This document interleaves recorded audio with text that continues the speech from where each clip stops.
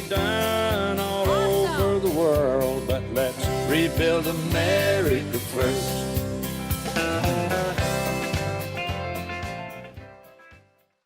Not bad, North Carolina. We brought it, didn't we? Not bad. We did okay, Not bad guys. At all. Where's the open bar? Is that because you guys are having some fun? It's good to be here. Thank you for doing this, Laura. Oh my gosh, I'm honored to do it. And as you heard, and I know you know this already, this is my home state. Do you guys remember, JD, you probably remember this, that Hillary Clinton said that North Carolina was going to be her firewall in 2016, and Donald Trump blew right through that firewall, didn't he? It was amazing. He did. Yeah.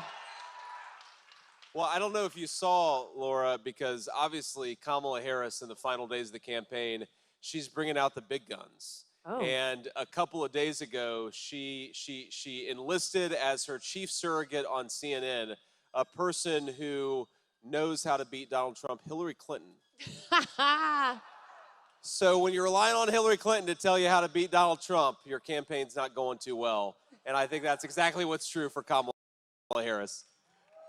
Well, we know that. Prove it 11 days from now for sure, but it only works if everybody here gets out and votes and make sure that they don't go vote alone, right, JD? That's exactly right. So what I always say, Laura, is don't just vote, vote 10 times. And then, of course, because we're Republicans, people get a little uncomfortable and say, well, we only vote once, right? But here's the legal way to vote 10 times. Is you get yourself to the polls and then you take 9 of your friends and family with you. So Amen. To be clear to the reporters in the back, you know, we don't want the Washington Post headline to be JD Vance encourages voter fraud in North Carolina. I'm talking about taking your friends and family to the polls because we know that the corporate media and Kamala Harris and all of her allies, they're never going to tell the truth about Donald J. Trump, but you all can tell the truth about Donald J. Trump. And if we do that, we're going to win North Carolina. We're going to turn the whole country red, and we're going to make Trump the next president.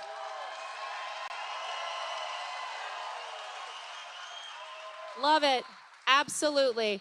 All right, so we have some audience members today who I think have a few questions for you. And I don't know that these are going to be as tough as the ones you're used to getting on TV, but I know you're prepared for these. So are you Kelly? I'm Kelly. All right, Kelly, have at it. Hey, Senator Vance. Kelly from Monroe. Just want to thank you for your service, first of all. Thank you, Kelly.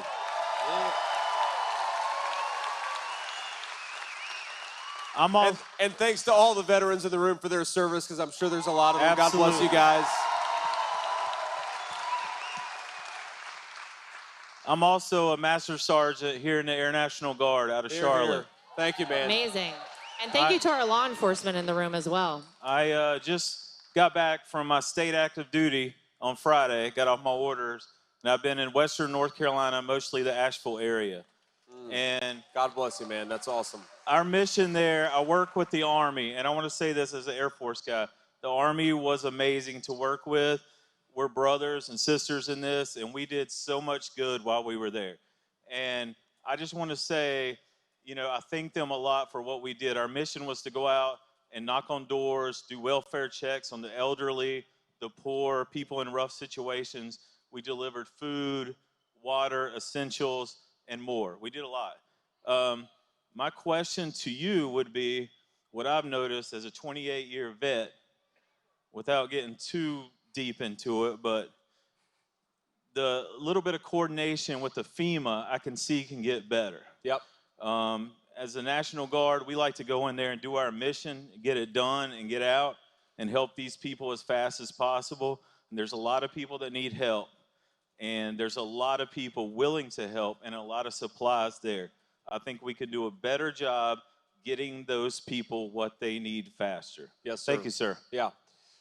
Well, amen to that, Kelly. And thank you for doing what you're doing. I know that when you guys show up, especially in some of these distressed areas where people feel left behind and forgotten, when they see you there, they feel better and they know their fellow Americans care about you. So God bless you and everybody that helped out in Western North Carolina.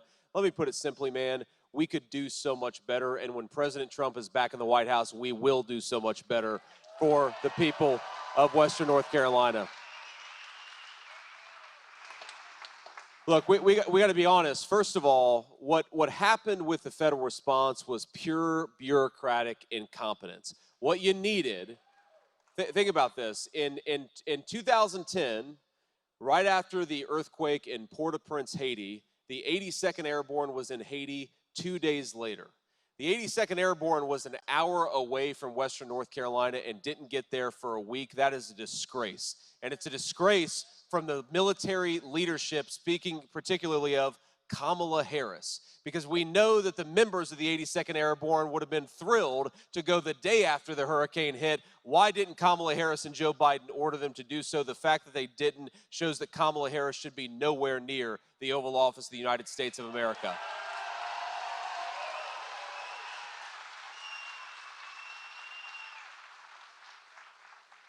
But it's just straightforward incompetence. When you have these different agencies, right? We've got all these 3- and 4-letter agencies. They've got a job to do. And look, let's be honest, some of them on the ground are doing a very good job. But when you have this bureaucrat who's got this territory and this bureaucrat that's got that territory, sometimes what you need to cut through all the red tape and to cut through all the garbage is you need leadership. You need the president and the vice president to show up and say, your job is to save as many lives as possible and then to help people rebuild. What you don't need is a president who was on the beach and a vice president who was raising money in California. You got to have people focused on American citizens and helping them out.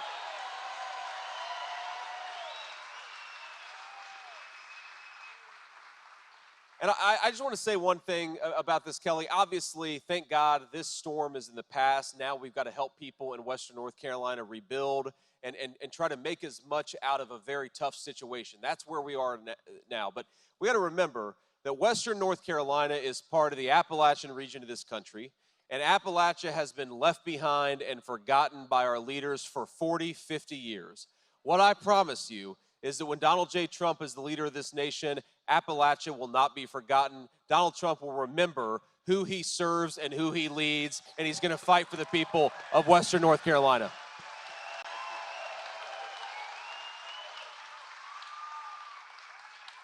Couldn't agree with you more. One of the things I will say that I saw with my own eyes, I got photos and videos from so many of my friends and family, JD, who live in Wilmington, North Carolina, Yep. 6 hours away from the mountains, who were loading up their cars with as much as they could, supplies, and driving across the state to deliver it. It was so beautiful to see the American spirit come out in the midst of a disaster like that. It really shows you that we really are the greatest country on earth. We have the greatest people. Amen. We love each other. We support each other. And with a great leader at the top, we can do anything at all. That's Everything's right. possible. That's right.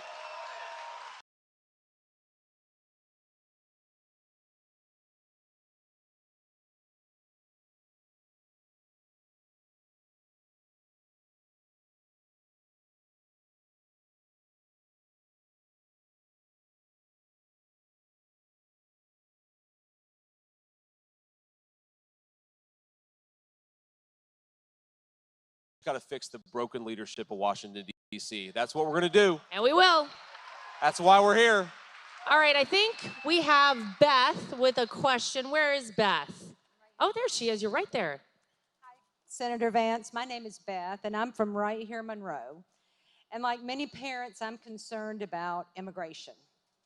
Yesterday, the front page of the New York Post reported that last year, the benefits we are providing illegal immigrants cost us $150 billion.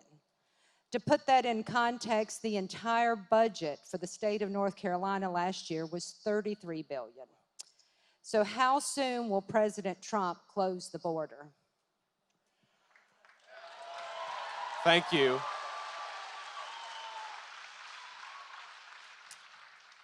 You know, I think that President Trump will close the border. I'm just guessing here, right about January 20th, 2025 is when Donald Trump is going to close the border, Beth. And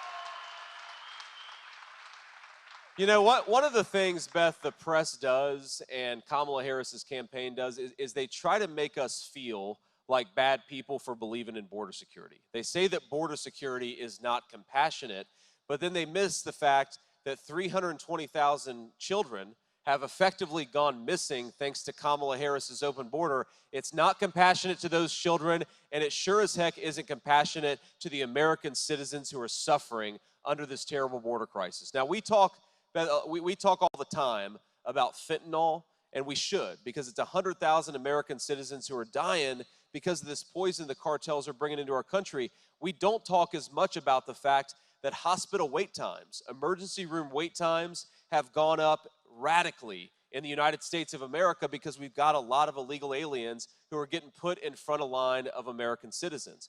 We talk about the price of housing, which has gone up 40%. That's what happens when you have 25 million people and you put them in homes that ought by right go to American citizens. We talk about schools. What happens to the education for an American child when you drop hundreds of people into their school district who don't even speak the language? That distracts critical resources from the children of American citizens. We're going to have better education, better health care, lower housing, and we're going to tackle this fentanyl crisis because Donald J. Trump is going to close the border, and we're going to start the very first day. Thank you, Beth.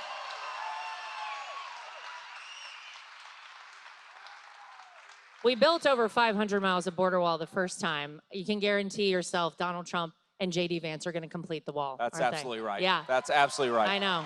All right, Mike is up with the next question. Where's Mike? Right Hey, here. Mike. Hey, how you guys?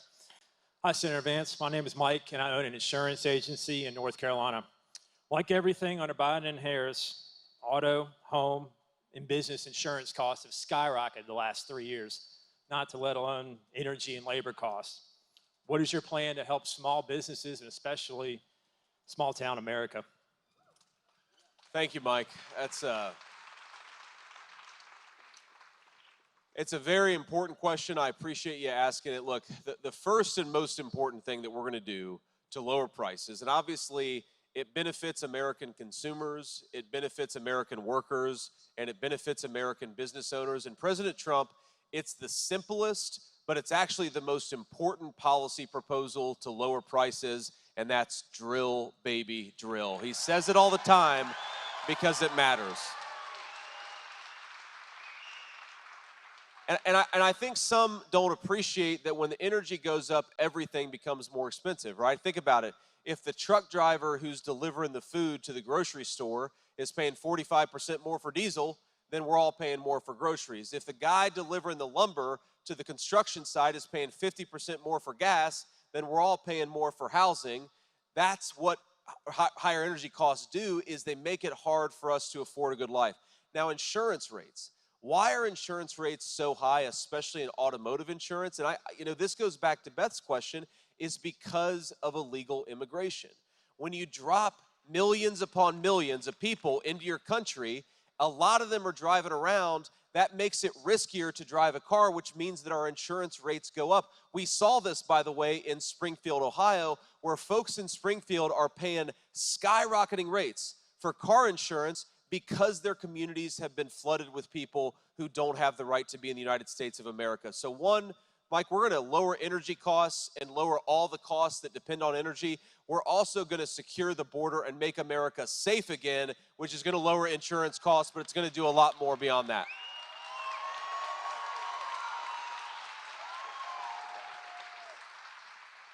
You know, on the way here, JD, I noticed at a local gas station, it was $3.10 a gallon. Anybody remember the low when Donald Trump was in the White House? $1.87 a gallon was how much gas cost when Donald Trump was in the White House. There's something that I don't think gets talked enough about, but our strategic petroleum reserve. That's a very good point. Yeah. Remember what Joe Biden and Kamala Harris did to that?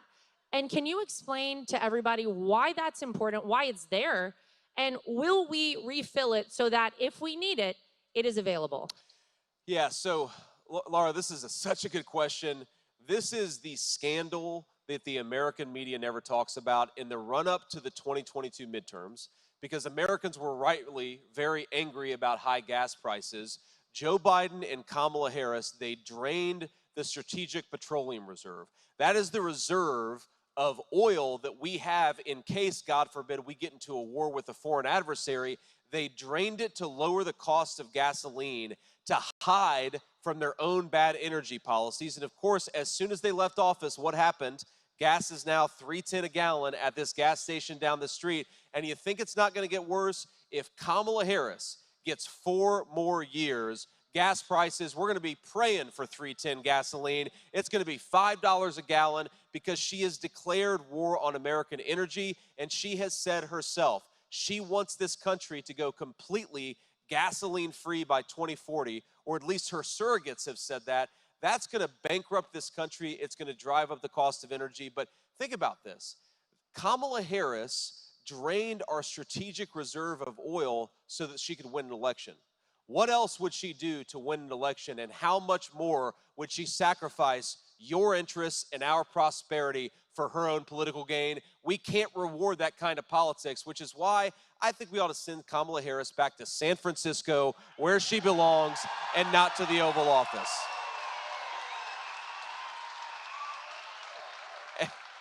And Laura, you're a North Carolina girl. I'm an Ohio guy. We know what Kamala Harris wants to do and what Donald Trump wants to do. Donald Trump wants to make America great again. Kamala Harris wants to make America California. With sky-high energy prices, runaway inflation, we don't want that. Let's go the Trump way. Let's make America great again and keep America clean, safe, and secure. Yeah, don't California my America, That's please. right. Do not do that. Okay, we've got another question from Al. Al is right over here. Hello, Al. Good afternoon, Senator. My name is Al Alexander. I'm from Harrisburg, North Carolina. I served in the United States Air Force for many years. God bless you, Al. Thank you. My question is about Social Security. And I heard many people around here, not here, but elsewhere, say that Republicans want to end Social Security. What I want to know is, what is the plan to protect Social Security? Yes, sir. Yes, sir. Well, Al, again, a very good, a very important question, and thank you for your service. And let me say this, that when Kamala Harris says that we're going to go after Social Security, it's the most ridiculous thing I've ever heard. Donald Trump was president for 4 years. He already protected Social Security, and he's going to do it again. Now, here's what we're going to do, Al. The most important thing, the biggest unexpected strain on our Social Security reserves is that we have got billions and billions of dollars going to illegal aliens who have no right to be in this country. Social Security ought to go to the people who paid into Social Security, not to people who don't have the right to be here. That's number one.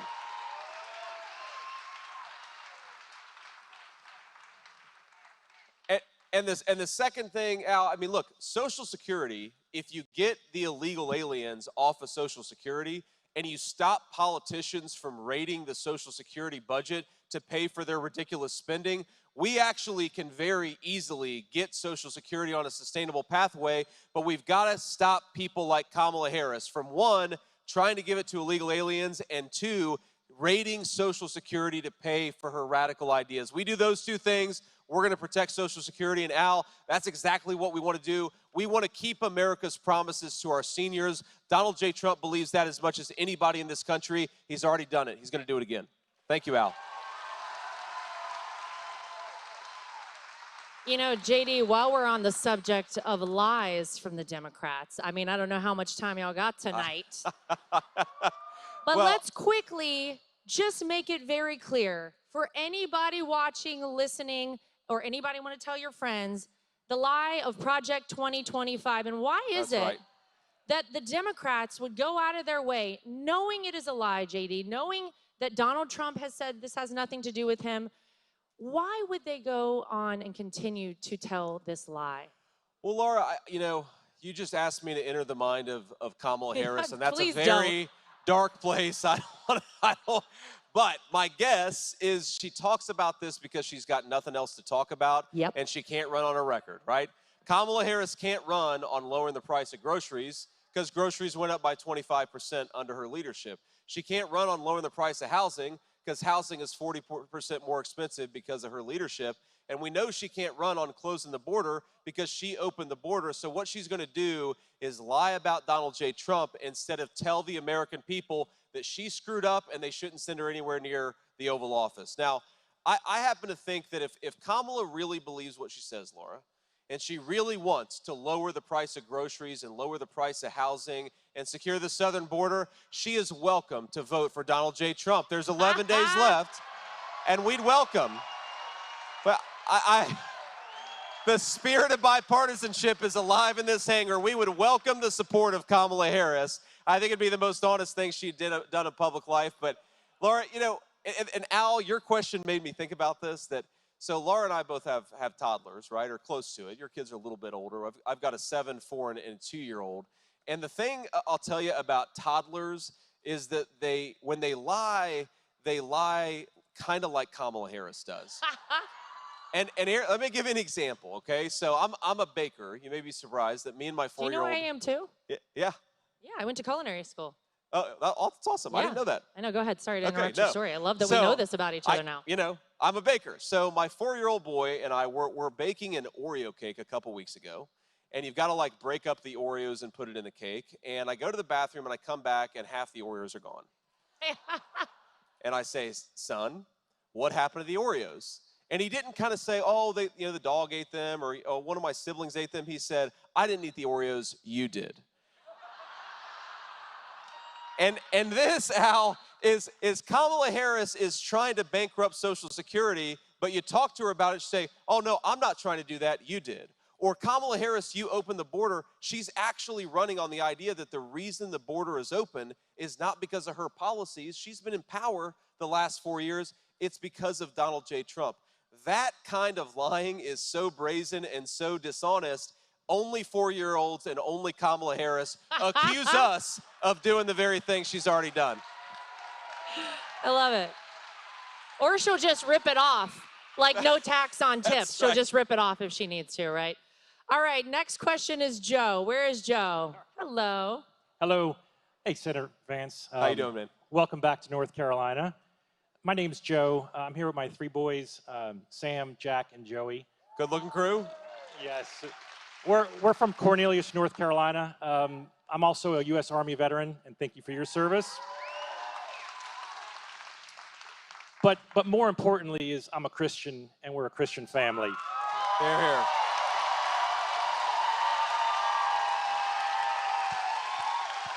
Jesus is Lord. Millions of Christians are expected not to vote in this election. What is your message to Christians, leading up to 11 days to the election? Yes, sir. Well, again, Joe, thank you for your service, and thanks for bringing your family to such an important event. I hope that you guys don't look like you're old enough to vote yet. Is that right? Well, if I was Kamala Harris, I'd say register them anyway, but it's okay. We'll wait. We'll wait, Joe. But I've heard this statistic, Joe, that 30 million church-going Christians aren't even registered to vote in the United States of America. And I really think look, we've got to get people who care about religious liberty out there to vote.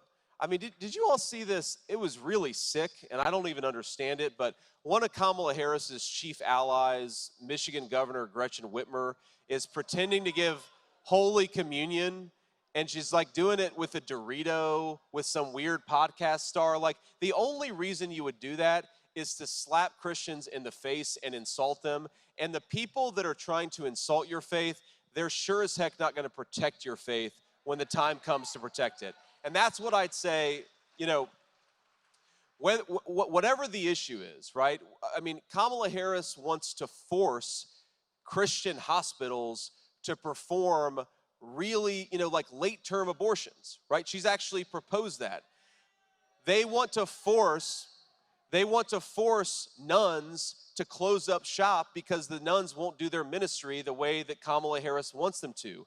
I happen to believe that we're a big enough country where we can respect people's religious right of conscience, let them practice their faith how they want to. Don't tell the federal government that they get to dictate people's faith to them.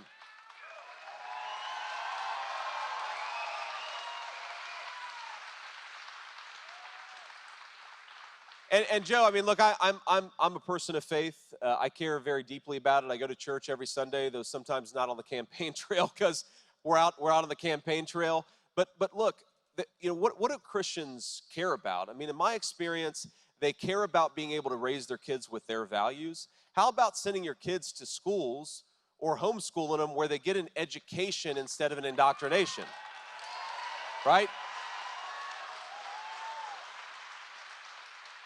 So if you want to educate your kids as you see fit, if you'd like to be able to raise your children in the faith of your family, if you'd like to be able to teach your children that the Christian faith is true and the gospel of Jesus Christ is real, as I believe that it is, you ought to have the right to do that in the United States of America.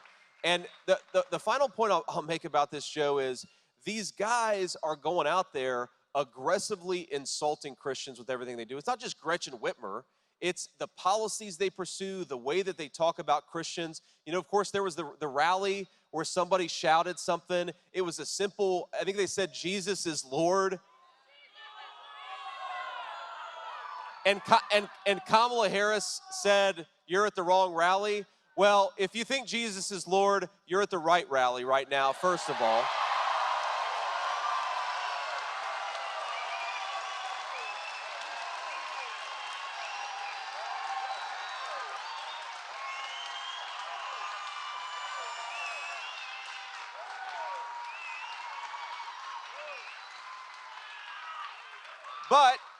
But I'll say this too, Joe, even if you don't share my religious faith, I'm still going to fight for your right to practice your faith as you see fit, because my obligation is to the Constitution. It'd be good if Kamala Harris agreed. And how about the fact that when Donald Trump got back in the White House, we could finally again say Merry Christmas. That was nice. I heard Kamala doesn't like that very much, but that's okay. You know, I am often reminded time and time again how close we are to World War III, JD. Oh, It's a very scary thing, I think, for a lot of people. And I think back to a time when Donald Trump was in the White House, first president in 82 years with no new wars under his leadership. Amazing. We had the Abraham Accords, of course, in the Middle East, historic peace agreements that people said would never happen. Talk about, for a minute, if you would, why it's so important in this moment right now to have strong leadership in the White House, our commander-in-chief, the leader of the free world. We see things going on in the Middle East. We see what's happening with Russia and Ukraine. We see China, you know, saber rattling in the South China Sea. We see all of these things feeling rather unstable around the world. Why is it important that we have Donald Trump back there to make sure we stabilize things? Yeah, such a good question. And I didn't fully appreciate this, Laura, until I got into the United States Senate. And what even some of my Democrat colleagues will admit, of course, when the cameras are off, but they will admit that the bad guys all over the world, they were kind of scared of Donald Trump, right? Yep.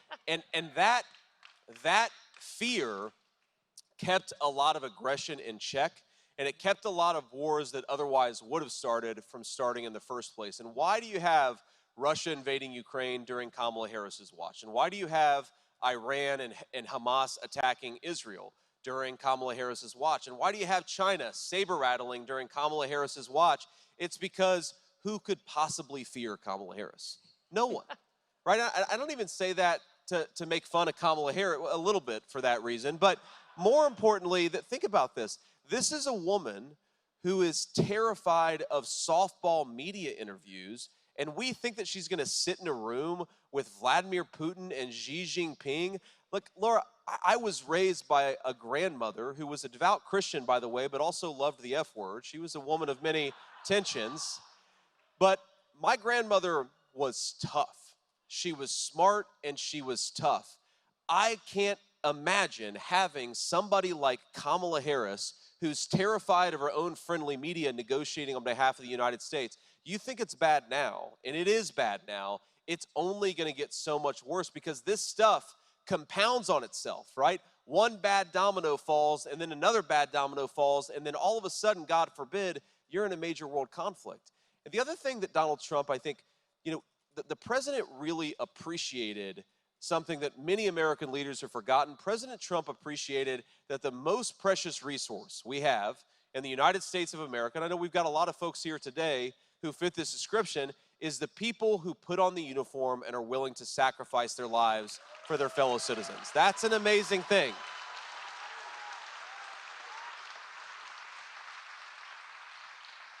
But what do you do with precious resources? You use it wisely. You don't ask our military to be the policemen of the world. You ask them to be the defenders of the United States Constitution and the people who swear allegiance to it. And that is important. That peace through strength approach, but also the smart diplomacy, right? Peace through strength, smart diplomacy. That's the record of Donald Trump. And Laura, you know, you remember this, I'm sure, better than I do. But remember when they said, the media and people like Kamala Harris said that we'd have World War III? Oh. Again, it's another you stole the cookie, not me. They're on the verge of World War III, and they have the audacity to say that Donald Trump, the president of peace through strength, is anything but. We need to get back to stability in the world, and Donald Trump is the only guy who's going to deliver it. Absolutely. All right. We have time for one last question. Our lucky last question is coming from John. Hey, John. Hi, Senator Vance and Chairwoman Trump. I'm John. I'm from Raleigh, North Carolina, and I'm currently in law school. And I'm worried about the opportunities for the future. And under Sleepy Joe and Kamala, inflation has been catastrophic, and the economy is a disaster. Sure. So, what are the Trump-Vance team going to be able to do to bring down this record-hot inflation and create more economic opportunities for younger Americans? So I appreciate. So I appreciate the question. I want to answer it. Before I do, could we just give a round of applause to the great RNC co-chair, Laura Trump, for doing such a good job for our party. She really. Thank you.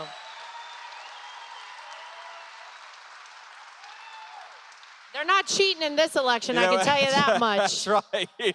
But one of the things, Laura, I think you've done is give people faith in this election. And obviously, nothing's ever going to be perfect. It never was. It never will be. But we are in a much better position in 2024 thanks to the leadership of Laura Trump. So get out there and vote. Thank you. Get out there and vote. Yeah. Just don't clap. Get out there and vote, because we're winning North Carolina, but we're only going to keep winning it if we work our tails off for the next 11 days. Now, I want to answer your question, man, because, look, in some ways I'm heartbroken at the sentiment behind the question, because the American dream, man, is the story of my life. I was raised by my grandmother. We didn't always have a whole lot of money, but we always had faith in the promise of this country. I genuinely believed, even when times were really tough, that because this was the greatest country in the world, so long as I worked hard and played by the rules, I would be able to achieve my dreams. And to me, that was above running for office or starting a business or writing a book. That was getting married and having a family, and that's the way in which this country has been best to me. Is we've got 3 beautiful little kids. You know, there's sometimes hellions, but we love them anyway. And that's the way in which the country's been so good to me.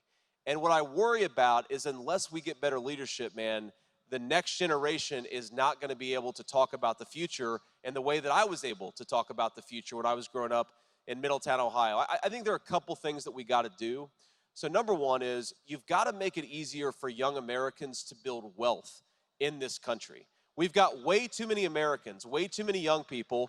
They're mired in credit card debt. Credit card delinquencies have shot through the roof over the last few months. They have no prospect of owning a home. They have no prospect of really building a life. I don't want young Americans to be paupers, to be permanent renters in the society built by their parents and grandparents. I want them to have a life. And that life, I think, starts with owning a stake in this country.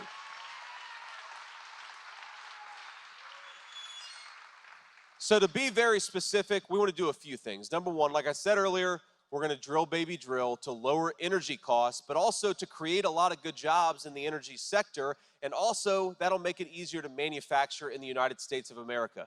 The biggest cost for our manufacturers is often energy. If we lower energy costs, we're going to create a Donald Trump golden age of prosperity in the United States of America, and that wealth is going to flow to everybody, young, old, rich, and poor. That golden age of prosperity is fundamentally why Donald Trump is running for president this time around. We're going to do it. We got to. Second thing we got to do is we've got to make it easier for young people to buy a home, right?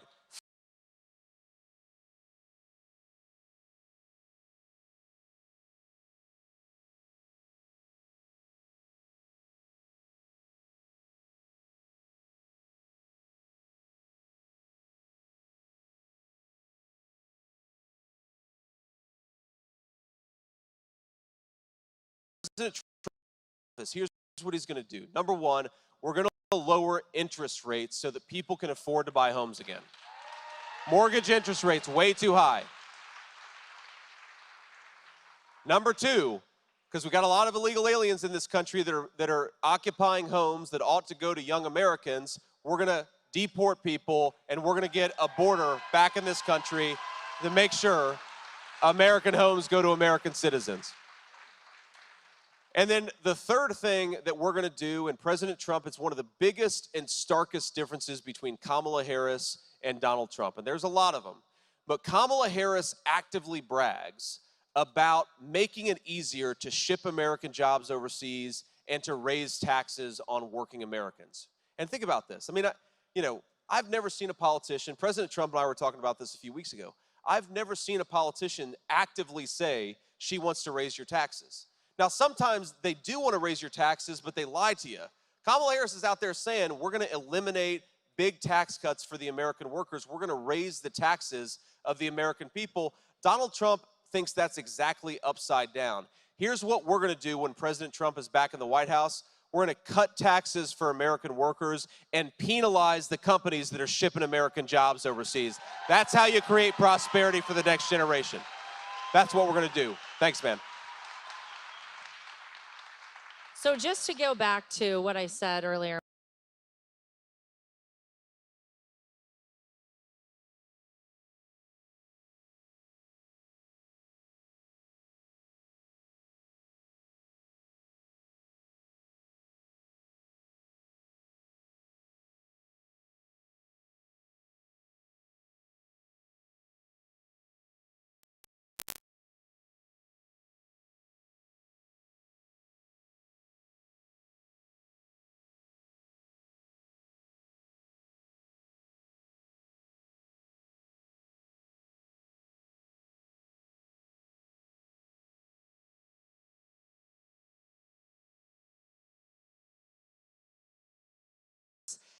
and I'm happy to report as of about a week ago, we have trained 230,000 people in this country. Wow.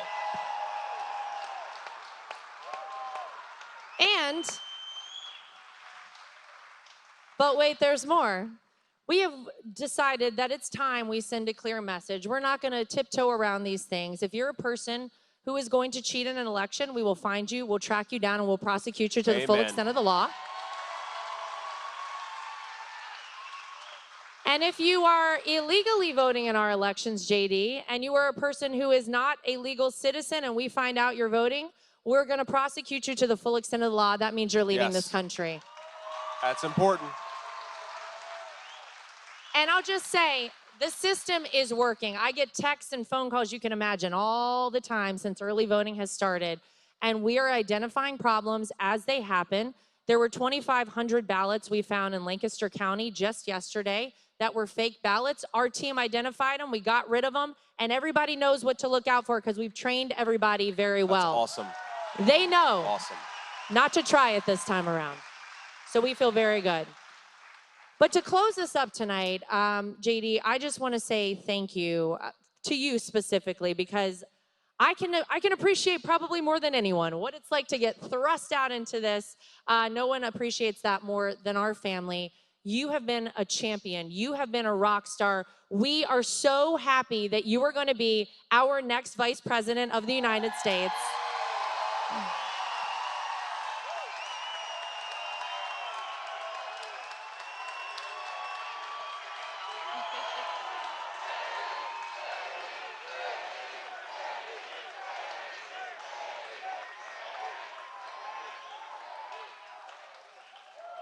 And I always like to give everybody just a little something to leave with. If you guys need to get a little hyped up over the next 11 days, do yourself a favor.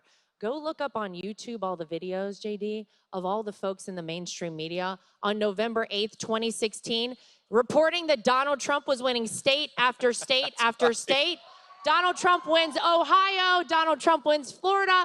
Donald Trump wins North Carolina. Hear, hear. Y'all go back. Take a look at those. Get ready, because that's the kind of heat and energy we're going to be bringing on November 5th. So, JD. That's exactly right. Would you close us out and tell the great people here of my home state of North Carolina what we need to do over the next 11 days? Here's first of all, Laura, thanks so much for doing this, and thanks to all of you for being here. Here's what we need to do over the next 11 days is get out there, vote, get your friends and family to vote, and remember who we're fighting for. I'm going to tell you just a very brief story, if I may, of a woman, a 40-year, she's a retiree, but for 40 years, her and her husband had done steak night on Friday night. And I'm not talking about buying a fancy steak at a steakhouse. I'm talking about going to the grocery store. And that was their ritual, and they did it in good times and bad until last year, because grocery prices got so high that under Kamala Harris and Joe Biden's leadership, they had to give up this family ritual that gave them a lot of meaning. When we're going out there and we're working, and I know all of us are going to work as hard as we can, remember that what we're fighting for is to allow our people to live a good life in the country that all of us love.